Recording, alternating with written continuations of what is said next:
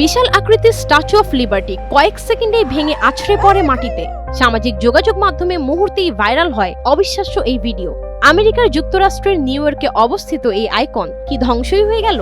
তবে ঘটনা তা না, এই স্ট্যাচু অফ লিবার্টি ভেঙে পড়েছে ব্রাজিলে। মানে ধসে পড়া স্ট্যাচুটি আসল স্ট্যাচু অফ লিবার্টি নয়, বরং তার একটি রেপ্লিকা। মার্কিন সংবাদ মাধ্যম CNN জানিয়েছে, 15 ডিসেম্বর স্থানীয় সময় বিকাল 3টার দিকে ব্রাজিলের রিও গ্রান্দে দো সুল অঙ্গরাজ্যের গুয়াইবা শহরে প্রবল ঝড়ের সময় এই দুর্ঘটনা ঘটে। 110 ফুট উচ্চতার রেপ্লিকা স্ট্যাচুটি ঝোড়ো হাওয়ায় তীব্রতায় ভারসাম্য হারিয়ে পার্কিং এলাকায় আছড়ে পড়ে। স্বস্তির বিষয় হলো, এ ঘটনায় কেউ হতাহত হয়নি বলে জানিয়েছে স্থানীয় কর্তৃপক্ষ। 2020 সালে একটি ডিপার্টমেন্টাল স্টোরের প্রতীকী স্থাপনা হিসেবে নির্মাণ করা হয়েছিল স্ট্যাচু অফ লিবার্টির এই রেপ্লিকা।